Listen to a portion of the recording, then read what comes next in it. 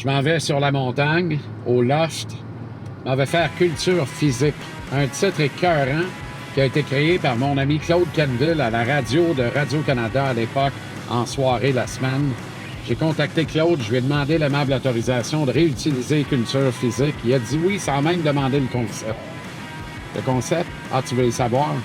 C'est une rencontre avec une personnalité du milieu artistique québécois que vous connaissez, que moi j'ai appris à connaître au fil des ans en faisant du média à Montréal.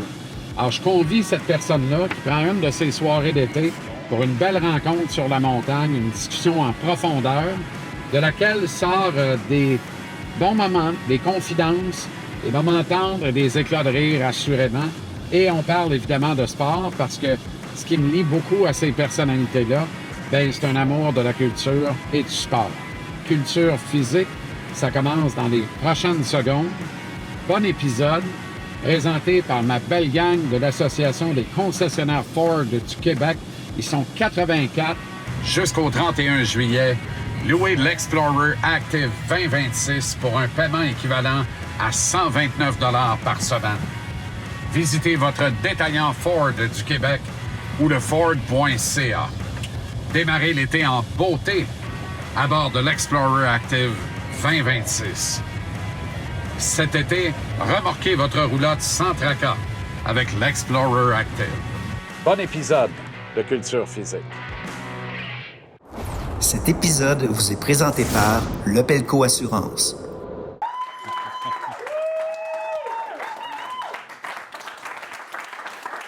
Bienvenue à Culture physique, ces rendez-vous de grandes conversations à bâton rompu, dans un cadre, ma foi, agréable, avec des gens qui le sont tout autant et que j'aime particulièrement et que j'apprends à découvrir un peu plus en même temps que vous. Et aujourd'hui, je sens que on va avoir beaucoup de plaisir avec mon ami Annick Jean. Salut Annick, comment ça va? Ça va bien, toi? Merci d'être là. Bien, ça me fait plaisir. Commençons par le commencement, l'origine de... Parce que je réfléchissais un matin et je disais, dans le fond, Annick, c'est un peu comme Amélie Poulain. C'est un fabuleux destin. OK. C'est pas pire, je te dis ça, ou... parce correct, que je me là. dis, c'est, tu sais, elle est comme... J'ai dit ça brisant partant, non? Moi, j'adore Amélie Poulain. Ben là. oui, c'est pas vraiment mon genre, mais si tu me vois comme ça, c'est correct, tu sais. Si tu m'avais dit Bette dans Yellowstone, là, j'aurais fait... Ah, ouais, oui, mais là, OK. non, mais si tu veux. C'est correct. Non, mais moi, je te parle au niveau de... On peut y aller avec Amélie Poulain. Je peux Non, mais jouer du c'est parce piano que- si tu veux. Je peux te jouer la petite toune. Mais... Attends, on va le dérouler. Non, mais c'est par le fabuleux destin. C'est ça Oui, que je oui, je retiens. comprends, je comprends. Tu comprends? Oui, oui. Parce qu'à l'origine, bon, évidemment, tu es une musicienne, t'es une compositrice, t'es une autrice. Mais comment ça part, tout Mais ça? à l'origine, je suis pas ça. Tu vois, regarde, ça part déjà bon, mal. ben voilà. À l'origine, quand j'ai fini mon secondaire, moi, je voulais pas aller à l'université puis tout ça, là, ça m'emmerdait un peu. Fait que j'ai été faire un DEP en aviation. Fait que j'étais allée faire un cours de pilote, cours de dispatch aérien, test de contrôleur aérien, parce que toute ma famille, du côté de mon père, était dans l'aviation. Mon père était pilote de brousse. Il était gérant d'aéroport. Il a été navigateur de vol. Il a été sur les avions Medevac dans Coudjouac. Puis mon oncle était contrôleur aérien. Fait que j'ai toujours comme gravité autour de l'aviation quand j'étais jeune. J'ai eu ma licence de communication radio pour les avions. J'avais 16 ans. J'étais la plus jeune au Canada. Puis je mangeais de l'aviation. Je capotais sur les avions, puis tout. Puis j'ai fait mon cours de pilote à 18 ans. Donc, j'étais pilote avant. J'étais dans l'aviation avant d'être dans la musique. Puis c'est ça que... Il y a des gens, je commence à le dire maintenant là, en entrevue, mais il y a plein de monde qui ne sait pas là, ça, là, tu sais. Mais je l'apprends là. Ouais. J'ai Puis- envie de dire qu'est-ce qui s'est Qu'est-ce passé. qui s'est passé? Jean Leloup, c'est ça qui s'est passé. C'est que j'ai rencontré Jean Leloup en 98 et je travaillais à Dorval à ce moment-là. Puis on est devenus amis, puis on jammait, puis tout ça. Puis j'écrivais déjà des chansons à ce moment-là. Mais moi, dans ma tête, je me disais, je veux avoir un métier qui me rapporte de l'argent pour pouvoir faire de la musique, tu sais. Avoir de la... Pas être cassé, parce que mon père était un moment donné chansonnier, puis, tu sais, il faisait des bars, puis tout ça, mais il faisait pas de cash, là. Puis moi, je voulais comme avoir une sécurité financière pour pouvoir faire ma passion, qui était la musique. Et là, quand j'ai rencontré Jean, il dit « ça marche pas de même ». Je dis « OK ». Il dit « ben il faut tout que tu lâches ça puis tu fasses juste de la musique. Si tu veux que ça marche, c'est ça, il faut que tu fasses ». Et en 98, je l'ai rencontré en août. Puis en octobre 98, je démissionnais de mon poste et j'ai commencé là. J'ai commencé à faire de la musique à ce moment-là. Puis j'ai comme... C'est drôle, cette rencontre-là, Jean Leloup était très marquant pour moi. Je serais pas connue au Québec si c'était pas de lui. Puis quand je l'ai rencontré, ben c'est ça, on est devenus amis. Puis après ça, je suis déménagée en Californie, moi, autour de 2000. Puis, en fait, c'est drôle, ça, tu sais pas, mon amour. Mais mon mari est là, fait que... Mais il sait pas ça, mais je sortais avec un gars à ce moment-là que j'avais dit, est-ce que tu... Bien, comme vous n'étiez pas mariés, c'était Non, mais là, correct. c'est ça, là, lui, il faisait autre chose. En tout cas, whatever. Puis, mais je n'étais pas intéressée à lui, il n'était pas cute dans ce temps-là. Mais quand j'ai commencé à... C'est ça, je sortais avec un gars, puis j'avais dit, tu me suis-tu? Tu me suis-tu en Californie? Puis il m'avait dit non, puis j'ai fait, ciao, bye. Fait que je suis partie en Californie, puis je suis allée habiter là-bas 4 ans et demi. Puis j'ai commencé à faire de la musique là-bas, en anglais. Resté 4 ans et demi là-bas. Ouais. Puis après ça, je parlais toujours à Jean Leloup au téléphone, puis on se parlait, tout ça. Puis un moment donné, il est venu en Californie. Après ça, je suis revenue de la Californie et j'ai dit, hey, on se voit-tu pour un café? Je vais te jammer, je vais te montrer mes tunes que j'ai écrites, puis ça. Il a capoté ben raide, il dit, tu repars pas, on fait ton album.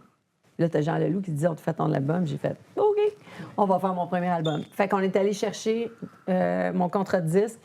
Puis j'ai fait Trash Saloon, qui était mon premier album. Donc, c'est ça, le début.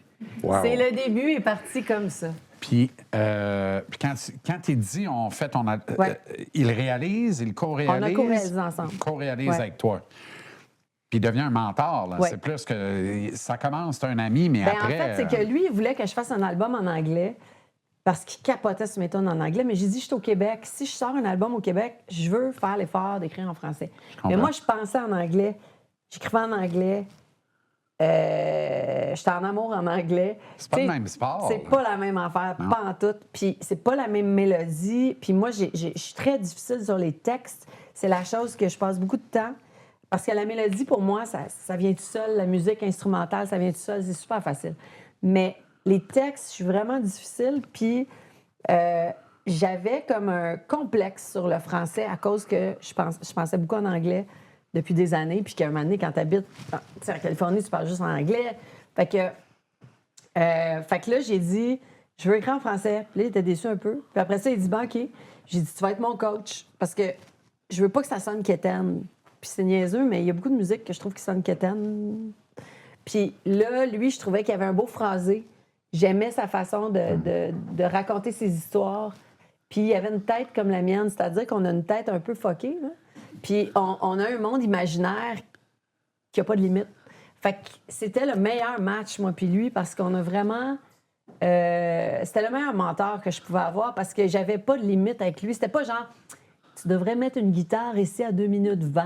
Tu sais, c'était pas ça, là. C'était vraiment genre, let's go! Tu sais, puis on rentrait en studio. Ben, vous pouvez vous imaginer Jean Leloup. Là. Puis on rentrait en studio des fois. On n'avait aucune idée de ce qu'on allait faire. Puis là, le meter tournait, là, ça coûtait de l'argent. Là. Puis là, on était assis en indien. Puis là, on était, OK, on jamme quelque chose on y va en sol. OK, on y va en sol. Puis là, on jouait. Puis là, on commençait. Mais c'était vraiment une super aventure. Ça a été hallucinant. Puis ça... C'est-tu quelqu'un que tu côtoies encore aujourd'hui? Bien, c'est drôle parce qu'on a des grands moments, nous autres, qu'on se parle pas parce que je suis une fille de même. Tu sais, moi, mes amis, si tu veux être mon ami, faut pas que je sente que j'ai une pression de t'appeler tout le temps, puis là. Fait que mes amis, tu sais, Sarah Dufour, c'est une de mes grandes chums aussi. C'est tout du monde un peu bohème. Puis Jean, on est des années, des fois, à pas se parler. Puis là, ça fait 2 semaines qu'on a pris contact. Puis on se parle des 3 heures par jour au téléphone. Fait que c'est... Ouais, fait que là, on se parle, on recommence à se parler, là. Tu dis, on a un monde imaginaire, les deux, puis tout ça. les gens l'imaginent très bien dans le cas de Jean Leloup, Ouais. mais raconte comment la perception n'est pas nécessairement la réalité. Bien, moi, là, tu sais, quand j'ai commencé, tout le monde m'appelait la chanteuse rock. Parce que j'avais des tatous, puis j'étais la première qui avait des tatous, puis là, c'était bien space ici, là. Puis là, c'était comme, c'est la chanteuse rock, c'est une rockeuse. Aussi, parce que ça sonnait. Ben oui, t'as mais je suis une toujours bien rockeuse. sonné, Oui, je suis une là. rockeuse, mais je suis pas une chanteuse. Tu sais, moi, dans ma tête, je suis pas. Une chanteuse, c'est Céline Dion, là, ou Isabelle Boulay, là. Moi, je suis un auteur, compositeur, interprète, je compose. Puis, oui, je chante, mais dans ma tête, je suis pas une chanteuse. Tu sais, puis quand. Ah oui, Annick Jean, la chanteuse, ça fait. J'ai de la misère avec ça. Parce que je suis plus un artiste, tu sais. Ouais. Je peins des toiles, Ouais. j'écris des scénarios, je fais des films, des vidéos, des patentes, plein d'affaires. Puis, tu sais, c'est super important pour moi, la création. Fait que, tu sais, je me définis plus comme un artiste qu'une chanteuse. Quand tu droppes l'aviation, comment c'est reçu autour de toi? Mon père était tellement déçu, il m'a pas parlé pendant 1 an. Puis ça m'a fait de la peine parce qu'il avait peur, en fait. Puis je le comprends, tu sais, il avait peur que je me plante.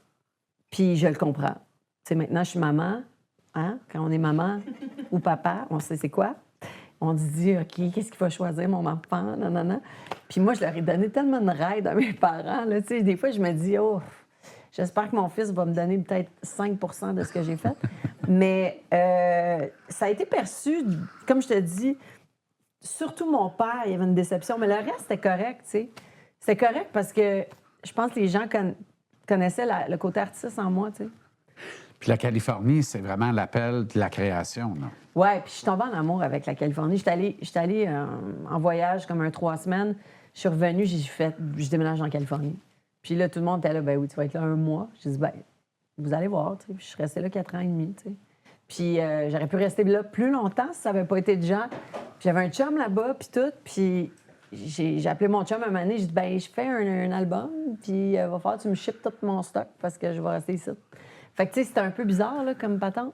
Mais c'est qui je suis, tu sais, je suis comme ça. Il t'a-tu demandé s'il pouvait chipper avec ou... Bien, on est restés amis. Je l'aime vraiment. Tu sais, c'est un bon gars, puis tout. Puis il a vraiment tout shippé mon stock. Puis j'avais du stock, là. C'est vraiment un bon gars. C'est vraiment un bon gars. Vraiment. Mais j'ai eu des bons... Moi, je suis chanceuse. J'ai beaucoup d'hommes dans ma vie. Puis c'est drôle parce que Patrick, tu sais, ça fait 17 ans qu'on est ensemble.